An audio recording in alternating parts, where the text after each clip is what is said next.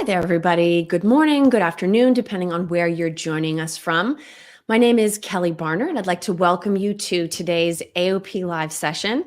I am joined, as always, for these live events by Philip Ideson, who joins us today, correspondent on the road, earbuds, curtains, and all. So how are you doing today, Phil? I'm good, thank you, Kelly. I'm here in a hotel room in Dallas, Texas, today, and then Toronto tomorrow. So kind of traveling around everywhere. Hopefully the window in the background isn't too distracting here. It's either that or close all the curtains and be like I'm in a dungeon. So I went for the light rather than the dark today. Absolutely. The world can use a little more light, so we'll take it.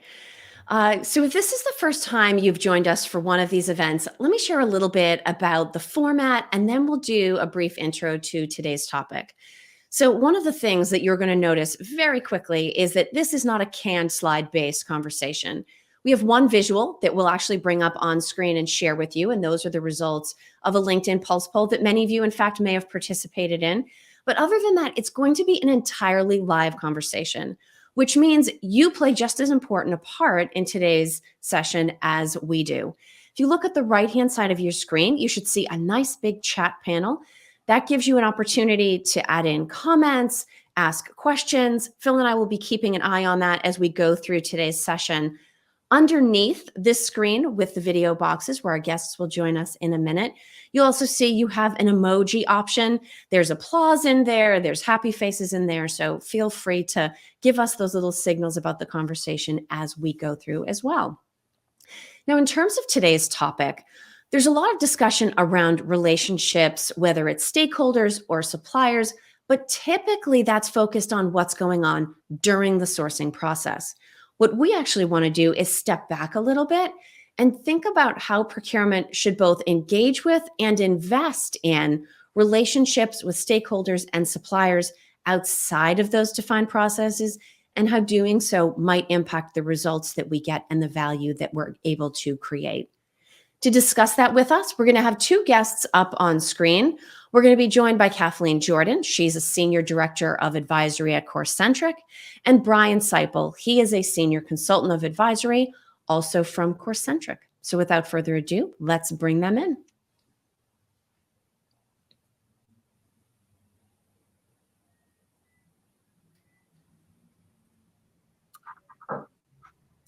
Hi, Brian and Kat. Thank you both so much for being with us today. Thank you for having us. Yes. And I'll say, Phil, if you did want to start an alternative AOP podcast called Phil's Dungeon, I'm happy to join that as well, curtains and all. All right, we'll see how that goes. Wonderful. I can't wait to work on the concept with you afterwards. Yeah, might give Art of Procurement a run for its money. So Brian and Kat, we've had the opportunity to meet both of you in past podcast conversations and in events. So we've gotten the chance to ask our absolute trademark question around how you got into procurement. But today, because we're going to take on such a generalist topic, I thought it might be interesting to get a bit of a sense about your category backgrounds. So Kat, if I start with you, certainly we're going to talk about relationships, but your experience will come into this. Do you have a particular focus in terms of spend category from your experience that maybe you'll be drawing on for the conversation? Yes, I will say that the two categories that rise to the top for me, given my work in the procurement space over the years, is marketing and as well as clinical research organizations. So, and there's even parallels, I would say, between the two of those in terms of just the strategic nature and how complex those two spaces can be in terms of just the scopes of work that are created Absolutely. and need to be executed upon. So those, I can talk about those two categories all day, every day. And marketing's an interesting one. In my experience, marketing prefers the procurement professional that they never see and who leaves them alone. So that should give us some really interesting relationship building examples to draw on. Brian, how about you? Do you have a specific either category or industry focus? Yeah, like Kat, I cut my teeth on marketing, and I would say technology as well. I think the first thing I sourced was in the MarTech stack. It was bringing CRM to a very small sales organization. And yeah, I would agree. Both of those two categories are kind of, hear no evil, speak no evil when it comes to procurement teams. So it can be an interesting experience. Awesome. So the other thing that we're going to try today, we're doing a little bit of an experiment here. So right off the bat, audience, we're looking at you. We want to understand how you think about success within your organization. So I'm going to give you two questions. You can think about, or give you two options. You can think about these and pop the one into the chat that immediately comes to mind. When you think about what drives success in your organization, would you say it's a well-oiled machine where all of the functions are working together smoothly, everybody knows their role, and it's truly a well-oiled machine? Or is success usually the result of the efforts of a few sort of rock star standout individuals? So success based on the collective, success based on sort of individual standouts. Phil, while we wait for people to think about that and pop in some comments, I think you have a perspective on this that we were talking about backstage. Yeah, it's interesting. I've got a pretty, first, I love the question.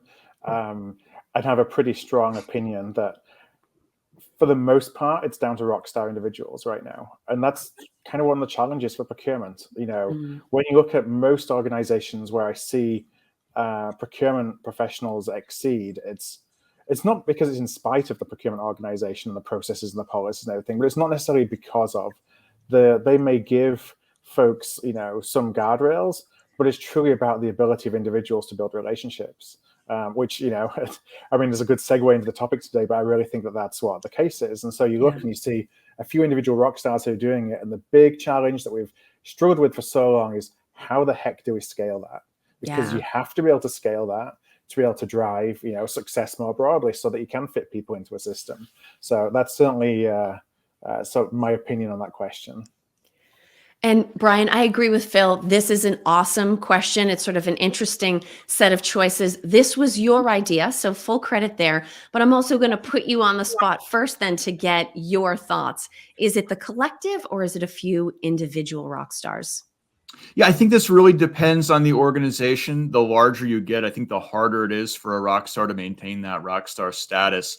But I think there's a bit of a dangerous allure here, right? We romanticize the idea of what it is to be a rock star, right? I have the world on my shoulders. I'm handling this. People come to me because they know I'm going to take care of business. But at the same time, that makes me a bottleneck, one. But I think the bigger threat and what it's really relevant for here today, it's the rock stars who have the most trouble letting go, right? So when we're talking about building relationships, when we're talking about procurement having a bigger hand in the activities that these categories take on, rock stars might have a bit more of a negative view of us as we come in. So I would say anybody who's coming in and saying, you know, we're a well-oiled machine, we work by SOP, you're in a really great position. Anybody who's dealing with rock stars, I think this is going to be a really good session for you because there's a lot that we can do to kind of build those relationships up. Well, and then retention can be a challenge, right? Because if you have those few rock stars, it reminds me, I think it was a Super Bowl commercial a few years ago, maybe for Monster.com. And there's like one human person working in the office. And then I think it was like a bunch of monkeys in the office with him. If you're that guy, why are you staying there? Go work with other, well, humans for one thing, but go work with other rock stars, right? I imagine even though those rock stars are the source of success, holding on to them becomes a challenge. Kat, let me pull you in on this. Thoughts about the dynamic that gets created, maybe if you're a rock star, or an example of where you've seen, you know, a truly well-oiled machine versus a few people that are ultimately driving success. Sure. Yeah. I mean, yeah, the rock star scenario, yeah, the pressure's on, right? And in terms of, you know, just if you've delivered before, you're expected to keep delivering. But I guess, you know what, I think if we're talking about kind of what a rock star can do, right, I think where they really shine is there is a process, but the stakeholder doesn't necessarily see that process or have to worry about that process. Yeah. And so I think there's an opportunity for just, again, for that process to be nailed down and for just that greater training opportunity to really be tapped into, where the rock stars are leading that force and leading by example, and hopefully again others kind of rise to the occasion with the opportunity to tackle Yeah, I think that's a great call out. So it's, what procurement is executing versus how it feels for the stakeholders and suppliers that we're working with. I'm sure this is not going to be the first time that user or customer experience will come up in this conversation. But really what you're saying is if procurement has a good process that they can follow or frameworks or templates to fall back on, the overall experience that creates for anybody that we're working with, regardless of where they sit, it sort of creates more of what they want to get out of it while we're still getting all of the work done that we need to do. Can I just jump in a second as well? Just, of course. I think that as I think about rock stars more, because I think, as I said before, a lot of the organizations that I see are based upon rock stars being, the pillars of their success. But the rock stars protect the stakeholder often from the procurement process. And that's papering over the cracks because you can't scale something that's broken. And a rock star kind of is able to bridge the gap between the two. And so you might not necessarily realize that your processes are broken because you've got a few rock stars who are able to, like I say, protect the stakeholder from procurement itself based on the way that you've got things set up. Absolutely. Now, let me pull in. We had talked about the LinkedIn Pulse poll that we did previously. I'm going to pull up the results that we ran. And this is, I think a lot of people will relate to this, taking a look at what are procurement relationships like outside of the sourcing cycle based on simply the contact that we might have. Let me read this in for anybody that's listening in live or listening in later. The question that we asked is, how would you characterize procurement stakeholder relationships outside of the sourcing cycle? So focusing on stakeholders, 56% say we're in touch regularly, 21% no contact unless requested, 17% constant, we are co-located. And then in 6%, we probably have some marketing folks in here, 6% say stakeholders avoid us at all costs. So for initial reaction to these findings, Kat, what are your general thoughts? What jumps out to you about this? Yeah, I'm not surprised. I know when Brian and I were reviewing these results together, we were like, I'd love to see this poll taken year after year after year over maybe the past decade, right? And see what that trend line really looks like. And if, I think the maturity curve has gone down, and I think these results represent that to a certain extent. I guess another initial thought I had was, how are we even defining procurement, right? Because valid point. It might be some of this is the day-to-day or the tactical. So maybe you're in touch regularly just because there's a lot of tactical related things that you need to show up and handle. So those are just some initial thoughts. These results make sense to me. I think what's critical though is that procurement, strategic sourcing, whatever the terminology that's used internally, that the education is continuous, needs to be continuous in terms of the value that procurement can offer up in its various forms and capacities. Absolutely. And it's interesting because obviously we polled procurement professionals about this. It would be fascinating, like you said, Kat, to run it repeatedly, but also to maybe ask a similar question of stakeholders. Brian, do you think that stakeholders would roughly agree with the regular being in touch, with not reaching out unless requested? Or do you guess that we would maybe see some different results if we were able to sort of counter poll them on a similar question? Yeah, I think this is part of where the year by year would be interesting. I think we've had a few rough years, to say the least. I think if we went back to 2020, you ask anybody in the call, go find me a pair of nitrile gloves. That's where the stakeholders saw value in us, right? So I think the last few years, certainly so. I think if I were a stakeholder, though, at least in my mind, maybe subconsciously, I'm flipping the question a little bit to how often did I consult with procurement where I feel it was necessary to do so? And that's kind of the gotcha there. It's what makes them feel they need to, what's necessary to their perspective. I would say they would probably think they reach out adequately, probably more than they actually do, because they're not necessarily bringing us in everywhere they should. But I'm encouraged by it. I'm encouraged by the 56% and certainly that 17% as well. Be interesting to see how many, if LinkedIn could somehow allow multi-select, how many of the 17 and the 6 are both. We're co-located, but they're still avoiding us. They're still finding a way to escape us. Phil, let me pull you in on this conversation as well. Yeah, it's. I think I like what Brian said. Part of this is, are you providing, because we talk about this all the time, are you providing a service to your stakeholders that compel them to take action, to want to come and reach out to you? And do they know how to? Do they know what they can reach out to you for? But I also look at this and think that it's probably dependent upon the operating model to some extent as well. So if you were running a very sourcing heavy operating model, then it's more likely that there's going to be no contact post contract award, because you're really just going on to the next sourcing event, and it's like, I'll see you later in 3 years' time. Whereas if you're running more of a category management organization, then that requires you to be in more constant touch, because you're always looking and thinking ahead. What's going on the next 2-3 years? What's performance, supply performance look like? What's supply development look like? So I do think that does have a role to play. Just a follow-up question for you, Brian. Is there an opportunity for that 21% that don't engage unless they are contacted, or are they being smart in just kind of staying out of the way until they're needed for something? Yeah, I kind of look at this the way I look at the relationship with my 4-year-old daughter. And before anybody says, am I comparing your stakeholders to children? Yes, I am. So my daughter she is a saint when I am in the room.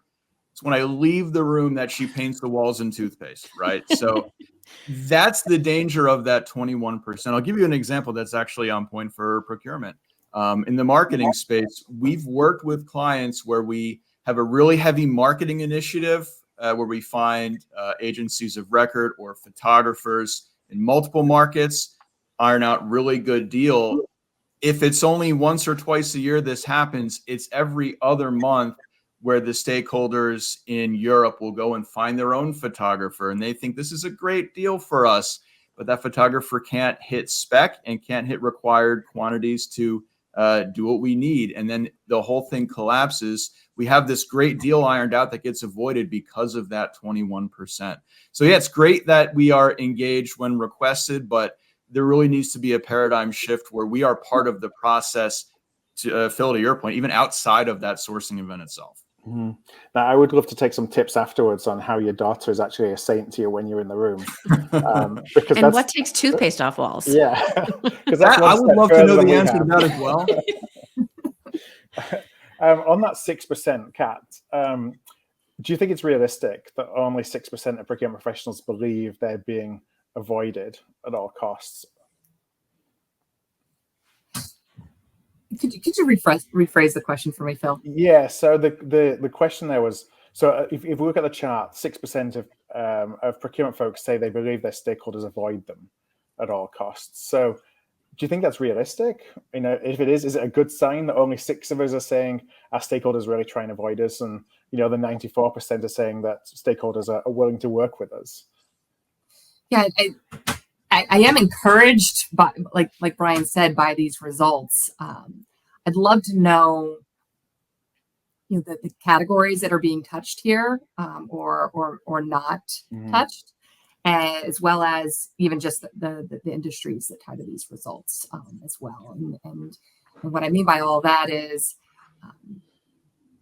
if we're, to your point too, Phil, if we're looking at kind of the profiles of these responses, and let's just say that the spend, they're all, let's say, B2B, right?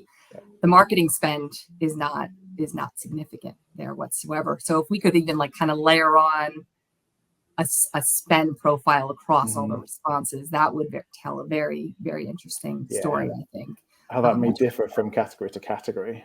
Exactly. Because, I'm highly encouraged by the 6%. But I think if we were to say, again, answer this survey in the light of this particular category, whether it's marketing or something maybe more strategic, is it really that low? Because I would anticipate it being much higher. Me too.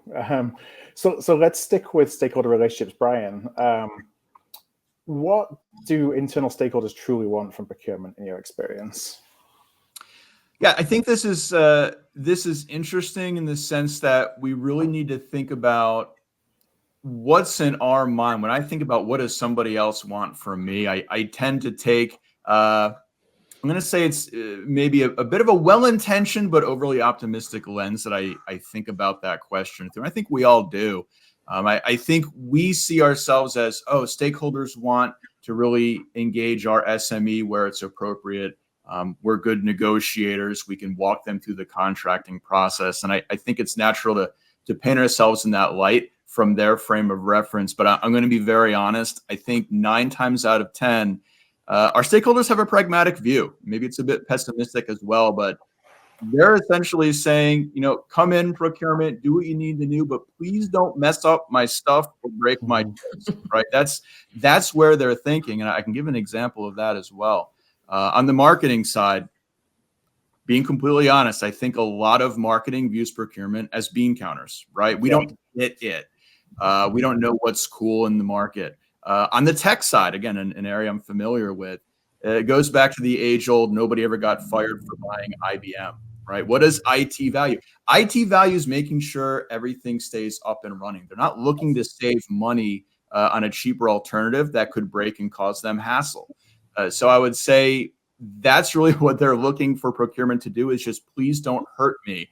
And that's the mentality we need to shift. And I think it's not easy to do, but there's some even just really quick language changes that get us there. And I know I'm kind of going long, so I'll dial it back. But, when it comes to IT, it's not just saving a dollar, it's total cost of ownership. Procurement is very aware of TCO and that, a little bit more expensive, but less likely to break. That's TCO. So we're speaking the same language. We're just not using the right words sometimes. Mm-hmm.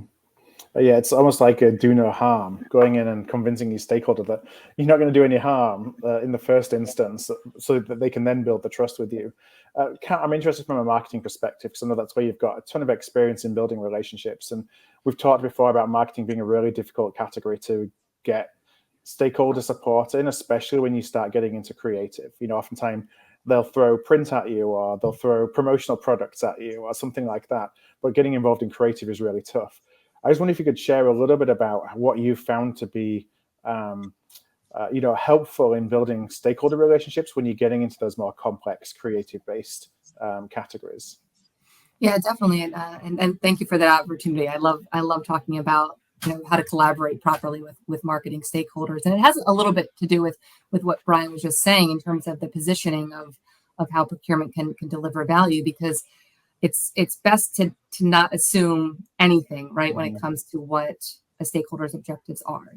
And so the terminology of savings, cost reduction, all of that needs to be thrown out the window when you're engaging marketing, because it's all about value and budget optimization and a lot of other intangibles. And so it's important to kind of ask the question, to the stakeholders, what do you consider a win here in this particular category? And to then listen, right, and read the room and determine, where procurement can really be effective in driving value and in various ways. And so I think that's a really solid starting point. At least that's where I've had success, is just having that open dialogue to say, we've done our homework and we only know so much, though, because the marketing stakeholders are very much, when it comes to their agency relationships, managing those closely. And so it's important to set boundaries, but then have that open dialogue about how do we improve the current state. And in a lot of cases, it's not at all about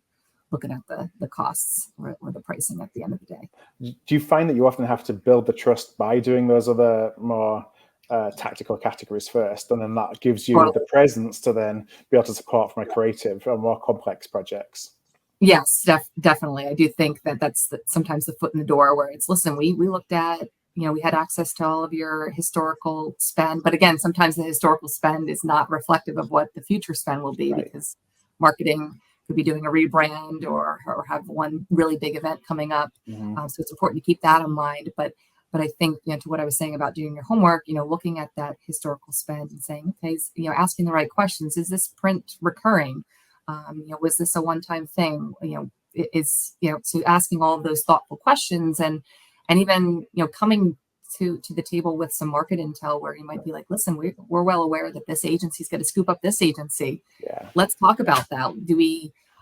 Is there an opportunity to, revisit the contractual arrangement, keeping in mind where there might be more economies of scale in a particular instance, or the ability to tap into perhaps a capability that wants to be, where there's an upcoming investment that the marketing team is willing to explore. So there's all that to consider and kind of bring to the table to have those fruitful conversations. And I do think that if you present one or two nuggets that a marketing stakeholder isn't aware of, that could get their attention for sure. Yeah, it's we talk about this around how do you drive differentiated decision making, and so what that means is you're always working with stakeholders who believe they know more about the market than you do as a procurement person, and in a lot of cases you do, because they've been around for 20 years doing exactly the same thing.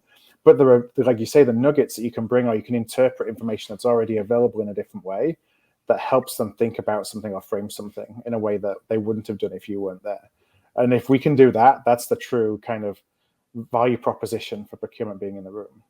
Yeah, that's the real foot in the door, as opposed Right. to maybe tackling some of the more tactical categories at times, which again may drop off or may not really deliver the real impact that the marketing stakeholder really need to elevate the brand and the company as a whole. Mm-hmm. Now, Brian, we set this up at the beginning around talking about relationships outside of the sourcing cycle. What might a healthy relationship actually look like between sourcing projects, between stakeholders and procurement? Yeah, I think there's a real opportunity, and where I see a kind of a lackluster relationship would be moving from a reactive mindset to a proactive one. For anybody keeping track, I think I've used the metaphor for every question that I've been asked, and that will continue. Anybody have a friend who only ever reaches out when they need something, right? Like, hey, I'm sorry I missed your birthday. Can I have some money? Right? Nobody would describe that as a good relationship, right? But that's what we have in these reactive environments, where the only time anybody's coming to us is those events. So what can we do to be more proactive? Well, when it comes to strategy development for the category, not just sourcing events, that's the outset. Do we have a seat at the table for those discussions? I think if we are in those meetings, the non-procurement focused meetings, as a consultant, that's what it takes to build a good relationship. Do you feel that, I think back to some early days as a practitioner, and I was with an organization that was implementing category management for the first time. And I'd done category management before in other organizations, but this was a pretty broad transformation program. And one of the things that we had to do was, newly minted category managers in this new structure, was check a box of every time we had coffee with the stakeholder. It's like performance measure was coffee with the stakeholder. And it felt extremely forced. Like, I've got to go and sit down and have coffee with you so I can check a box to show that I'm building a relationship. Do you think that stakeholders see, when we are making attempts to build relationships, are seeing that as being a nuisance, or they see the value in fostering a greater relationship with procurement? Yeah, I guess it depends on what the outreach is, right? If it's just you coming around every Monday morning for a cup of coffee, that might feel a bit forced. But I think there's a genuine level of inquisitiveness that can really play in here. A lot of what I do is on the process engineering side, so it's not just what you do, but really the bread and butter tool in my toolbox is, why do you do it that way? Like, what's the value? What does this do for you? What does this help you accomplish? And just having that level of interest in how they do what they do and why they do it. I think the more we have those genuine conversations, the less it feels forced, and the more we're integrating into their lives as a natural, again, consultant to what they're doing. So, yeah, I can see the well-meaning aspect of the coffee check the box, but I think we can go farther than that to a pretty good degree, and not have it be forced, right? Have it be a natural part of what we do. Kelly, I'm going to hand over to you. Sure. And actually, it's interesting, Brian, listening to you talk about that. It reminds me of the question Phil asked earlier about operating model. Because if You're in a procurement organization where you have category specialists or category teams, and there are no natural opportunities for you to reach out to your stakeholder and say, oh my gosh, did you see that news story? Did you see that regulation? Did you see what, I don't know, our competitor did? I think it's almost a little bit harder if you're a generalist, because other than, oh gosh, it's been 90 days, we need to go get coffee, right? It does create sort of a different expectation, but maybe focusing on that and articulating it as a team and figuring out then, okay, what's something due to the rhythm of the business or the seasonality of the industry that we're in, looking for those more natural ways. It's interesting how procurement's operating model might play into how we build those connections. Now, if we start to take some of what we've discussed on the stakeholder side and apply it on the supplier side, I think a lot of what we're talking about, Kat, certainly requires good process and good focus on who are the important people given the work that we're doing. But some of it is what we might call soft skills. You know, there are some people that take issue with the label soft, like these are very important skills, but just generally relationship building. Do you think that there are any true differences in the effort and the skill set that we need to build good relationships with our stakeholders, and then the ones that we would need to build good relationships with suppliers? Or is it largely the same skill set? I think largely it is the same skill set. And what I like to think is that I actually just attended a conference, and I had a little bit of an aha moment that was shared in one of the presentations.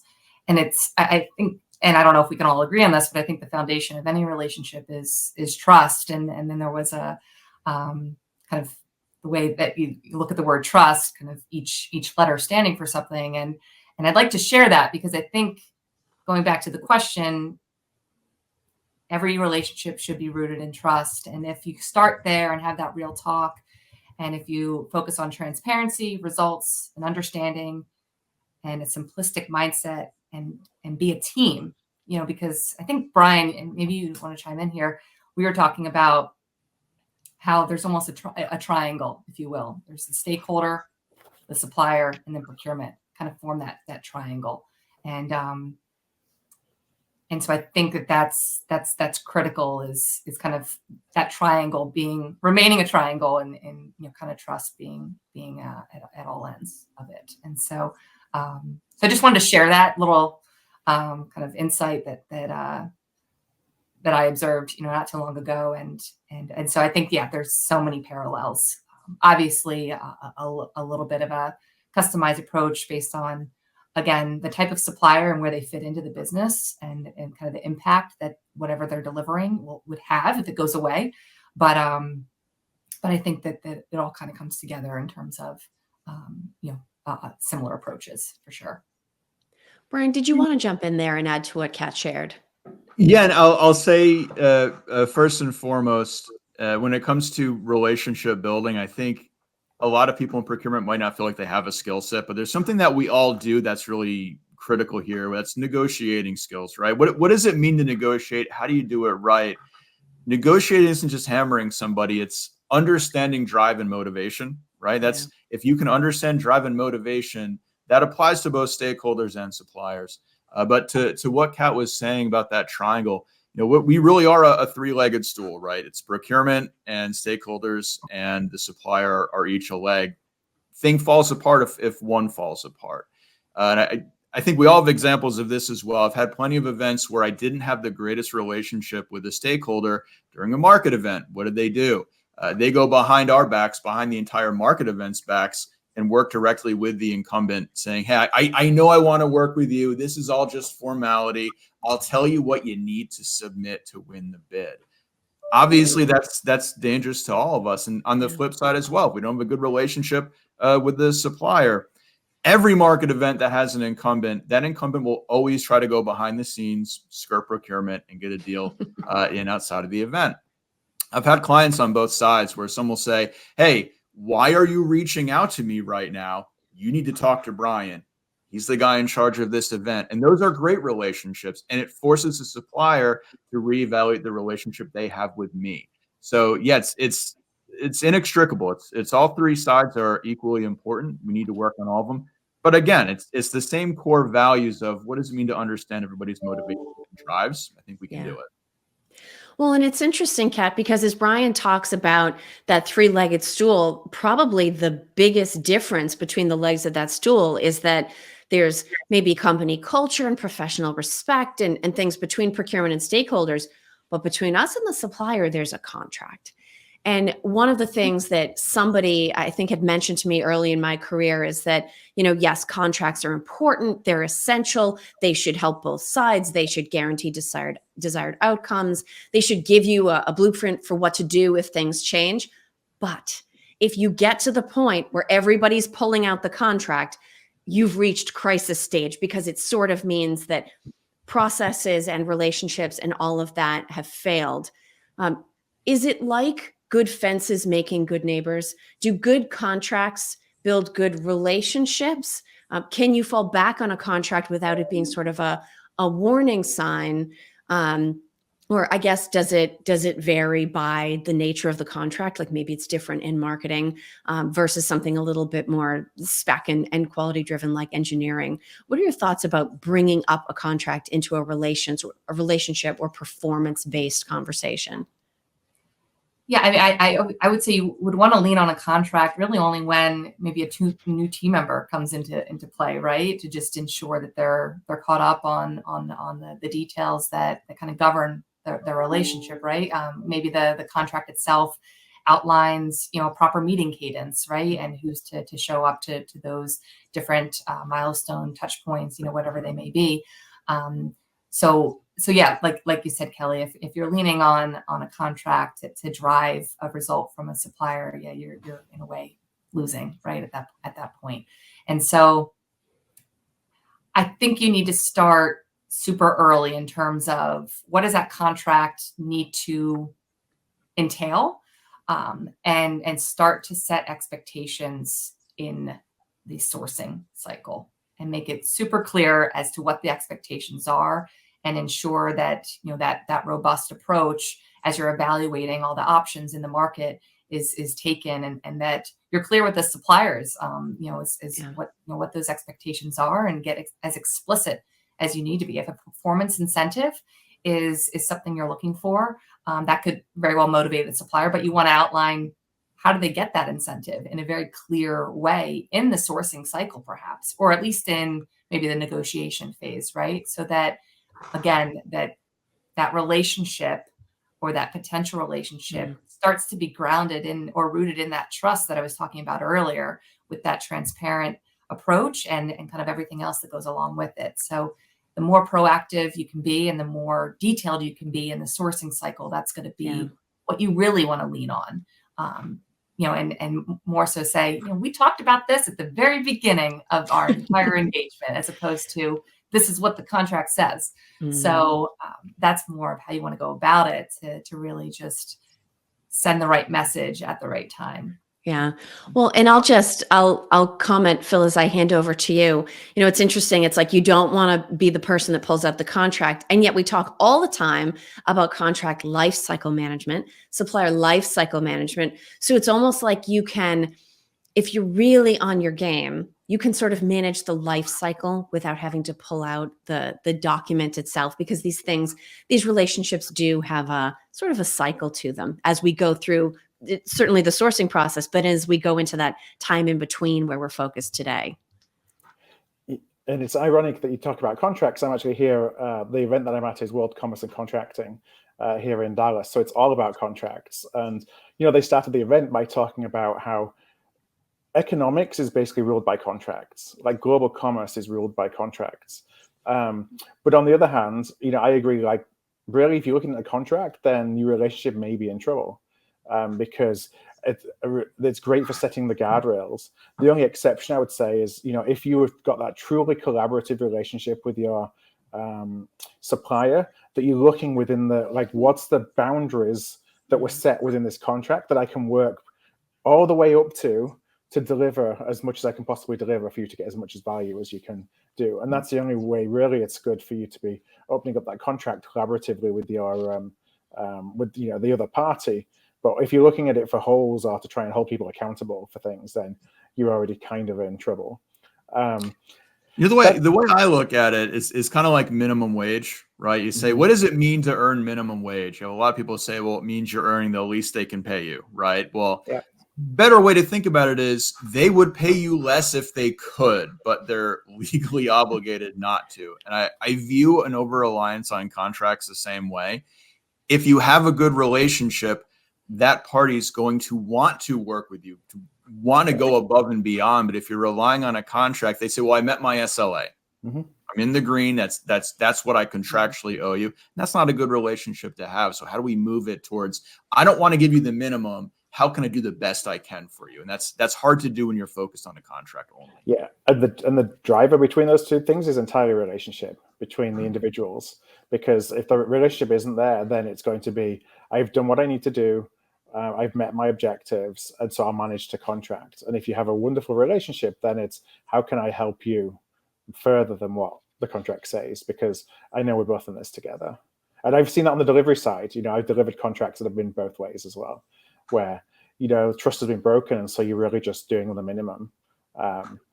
Now, when we think about, and Kat, I'll ask this to you, when we think about, you know, engaging with suppliers outside of a sourcing cycle, what are some of the events or milestones, other than, you know, there's a problem with this, or there's a QBR that needs to be done? Are there other things that can trigger procurement to kind of just keep in touch proactively with some of our suppliers? Sure. I think procurement in a lot of ways, and this even goes, you know, with internal related scenarios. I mean, we can be change agents. And so let's just say there's a change coming, right, within the org. I think it would be critical, you know, at times, you know, whether it's a new tech being adopted, or let's say a new policy or a new contract template. It's those sorts of things that I you know, could very well be conversation starters at times, you know, in between sourcing cycles, that we would want to ensure that suppliers are well aware of what's coming and why, and really drive that adoption, not only internally and to help stakeholders adopt all of those changes, but also externally, you know, to drive that adoption as well as just that general education as to why, and again, position it as, you know, we're making you aware, but we're working through this and tackling it as much as we possibly can, but we need your role to be X or whatever it may be. So I think that those are just a couple examples that come to mind. And again, the earlier that change is presented or made aware to the suppliers, you know, the better. Now, Brian, you mentioned earlier about, you know, you spend a lot of time doing organization design and process design and re-engineering and things like that. When we think about relationship, because it gets into skill sets now, there's relational skills and there's analytical skills, and sometimes people don't have both. Are we coming to a point in the procurement organization or the operating model design where we should have relational experts doing relationships and analytical experts doing the analytics? Yeah, I'll be honest. Whenever we're interviewing a candidate, I ask that question. I basically say, are you a front of house person or a back of house person? Or do you the analytics on the one side or the people person on the other? Because I think we need both, and a lot of the issues that we're talking about today, it's solved if we have that more front of house person. But I do want to make one thing very clear, and I think this might be hard for a lot of the more analytical members of the audience to appreciate.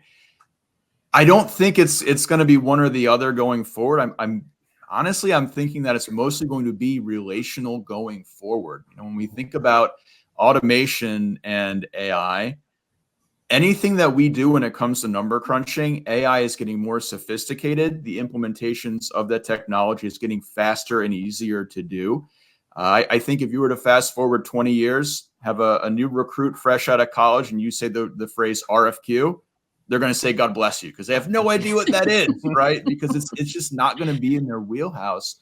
I would say to anybody that is more of that kind of number crunching process machinist that I think a lot of procurement historically has been, now's the right time to start thinking about that skill set, because I think the future of our role in our organizations will be more and more relational. I think that's where we're all headed. Yeah.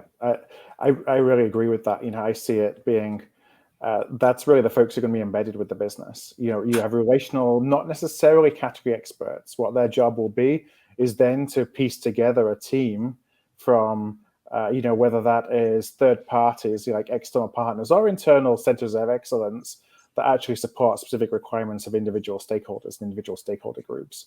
And their job is to kind of figure out what that is, have the relationship first, then have kind of the skills to architect a solution, and then dip into a COE or external partners for delivery. As that's basically how I see the future of procurement. And if anybody thinks that's scary, that is a very good thing, and I am personally very excited for it. I have a client who it's a beer brewing company, and the procurement team, a lot of their bread and butter was sourcing things like gas, right, CO2 for use in a lot of that production process.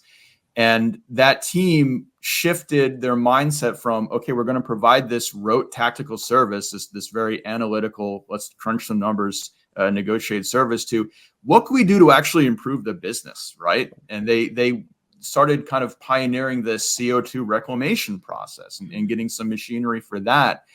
That was procurement stepping out of that just straight rote numbers crunching into a business improvement. Mind you, this was years before COVID, and there was a CO2 shortage, I think 2022, 2021. By the grace of God, they had this thing implemented years before that happened, and procurement is a hero now because of that. So I think moving away from the tactical might sound scary to a lot of people because it's what they're used to, but it's an exciting time, and I'm looking forward to it. Yeah. And I will say, Brian, it does seem like it would make things a little bit easier if we could all have a beer before we have to have these relationship building conversations. So maybe that played into a little bit. That was another check mark on Phil's list. It was coffee in the morning, beer in the afternoon. Yeah. Maybe same people, maybe not. Yeah. Kat, I'll actually put myself into the category that Brian just talked about.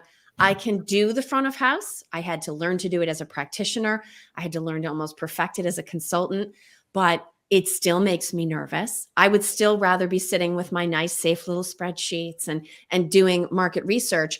So if people watching or listening in are like me and they're more comfortable with the analytics and the back of house, then they are getting in and either building or even scarier, repairing relationships.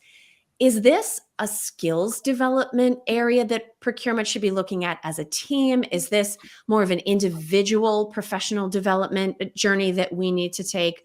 What would be sort of a first step for someone to take if they're listening to this and thinking, you know what, the relationship piece doesn't feel comfortable or doesn't come naturally to me?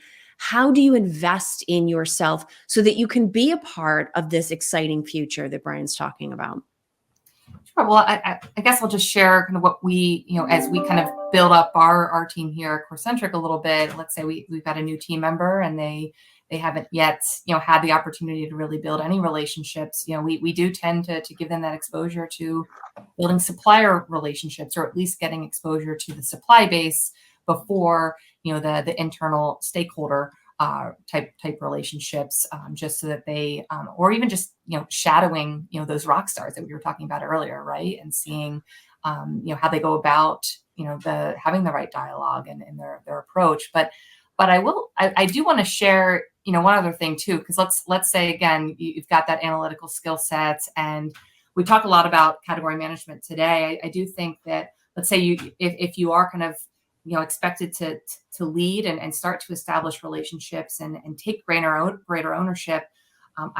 Right now we're actually building a category management matrix for clients, and it's actually a great opportunity where we're going to be able to kind of reset the expectation across the board as to where does procurement or strategic sourcing fit in versus stakeholders when it comes to all of the categories that need to be managed. And, there's a lot of plotting of categories across a segmentation that's been established. And I think it's, again, all that's driven by data, right? And some analysis and that, kind of driving that and presenting that and showing that could kind of give you that initial comfort and allow you to really, again, show some initial thoughts and get that reaction and perhaps that engagement that you're seeking. And I think that could be a really good starting point for some orgs based on, again, your maturity and the overall profile and the categories that really rise to the top. Yeah. Well, and it's interesting because we've got some interesting comments and questions starting to come in. And Wayne shared in a comment that his organization is starting to move towards a relational procurement model. And he's acknowledging in the comment that it's scary. And so one of the things that it makes me think about, and ironically, Phil, we didn't start with this question today, is that whole, like, did you find procurement or did procurement find you? The strength about the fact that procurement found most of us is that we've all got not only diverse backgrounds, but very different personalities and comfort levels. We've survived different kinds of business situations. It almost might be an opportunity to look within procurement and say, who's really comfortable and chomping at the bit to go with this relational piece, and who is a little bit less comfortable, and give people an opportunity to work through that as a procurement team. Brian, when you think about the operational model work and organizational design work that you do, does procurement do a good enough job of leveraging the diversity of skill sets that we have internally? Obviously there's wonderful training programs and third parties we can partner with, but doesn't that diversity that we tend to find within our own ranks create maybe an untapped opportunity as we move into some of these scary areas? It definitely does. I think we all have a view of a job description as a bit of a prescriptive document, right? And it's easy to pigeonhole somebody based on the role or responsibility they were hired in to do, but really kind of taking a look. And this is why I always ask, are you front of house or back of house? Because I want to understand where your natural skill set lies. Because it can be a challenge to fit a square peg in a round hole if your skill set doesn't go there. But one thing I'll say there as well is, as we're talking about how to build up this skill set, the scary part of not having that skill set is the idea of coming into something brand new, right? It's you're the last person invited to the dance, and you walk in, everybody stops dancing and looks at you, right? It's a weird feeling to have. And then if you're me, you probably trip. There you go. We're on the same page, you and me together. But what do we do about that? Well, we can start by, let's start something new together, right? It's not scary if you're not walking into it, if we all come in at the same time. So can we get some collaborative works going on outside of a sourcing event or outside of category management itself? And I think a couple, and this is also why I think it's great that we're moving away from the tactical stuff and freeing up our time. There are other initiatives we can do. I think procurement is really at the forefront of a lot of corporate social responsibility. I think green initiatives, procurement obviously is a leader there, or we can be. When it comes to diversity and inclusion, beyond diverse hiring practices, bringing on diverse suppliers and working with them. These are initiatives that we can start new in an organization. And because it's kind of the ground up, we're building a committee together, we're at that forefront. I think it's a lot more comfortable to do it that way. Yeah. And I know we're coming up to time, but there's one more question here, Kat, that I want to squeeze in, because it actually reminds me of one of the earlier points you made around marketing, that, procurement, of course, has our things that we're trying to achieve, but sometimes how we talk about them and how the language that we use can allow us to get those things more or less effectively. Corey is commenting, he agrees with Brian that the front of the house skills will be in high demand and are already in many cases, but that there's a role for translators. So somebody that can translate analysis, risk management, governance requirements in a way that allows the organization to do the things they need to do, because this is not just about making friends, but makes it maybe more palatable, especially to a stakeholder that doesn't have as high a comfort level working with procurement. Anything that you wanted to comment specifically, Kat, about sort of that translation role that you had talked about earlier, but applying it to some of these very technically rooted things? Yeah, there's a couple of kind of strategies and tactics that come to mind. I mean, I know in a lot of cases, let's say there is a solid relationship between a procurement professional and a stakeholder. I think that stakeholder can be a really good advocate, right? To, let's say, influence another stakeholder that you haven't yet engaged. I think tapping into that, or trying to influence the influencers in some way. But I think what's also critical is thinking through, perhaps even some internal promotional related materials, right? And whether it's a roadshow deck or what we've had a lot of success in recently, just because we're learning that, not a lot of, there's not a lot of reading going on anymore of let's say, detailed reports. It's more, give me that executive summary, that KPI, Power BI dashboard that tells me what I really need to know as it relates to, perhaps success metrics. And that could tell a really solid story to someone quickly that, again, cares more about the numbers as opposed to, let's say, something that's not truly analytical. So there's some of that could perhaps be leveraged, internally to really get some internal stakeholders attention, and to kind of, again, establish that initial relationship. Absolutely. I love Corey's question. When I look at that, what I basically think of is a DIKW pyramid, which is moving from data to information to knowledge to wisdom. And the easy way to think about it, it's data and information to know that a tomato is actually a fruit. It's wisdom to say I don't put it in a fruit salad, right? So when I think about how do we take that techie role and move it, it's think about how we can move that techie person from being a data jockey to housing information and then transforming it into that knowledge and wisdom. Moving to that K and that W is where that techie wants to go. So plan your route accordingly is what I would suggest. Well, we've had quite a conversation today. We've gone from toothpaste to produce. I would say that's probably a sign, that plus the time, that we've pretty much covered it. Kat Jordan and Brian Seipel, thank you both so much for being with us today to talk about all of these critical relationships, sort of the good, the bad, and the scary. I feel like we covered everything today. Thank you, Phil, of course, for being here from your custom one-day dungeon, at least. It stayed bright and sunny. It kept us optimistic as we went through the conversation. And I'm looking forward to following up with Brian on those new business ideas afterwards. Looking forward to it. Excellent. And thank you as well to everybody who joined us live, who's listening in later, who put comments and questions into the chat. We have plenty of other events coming up at Art of Procurement. So you can go to artofprocurement.com/calendar to find out what some of those are. We hope you have a great rest of your day, and we look forward to having you join us again soon.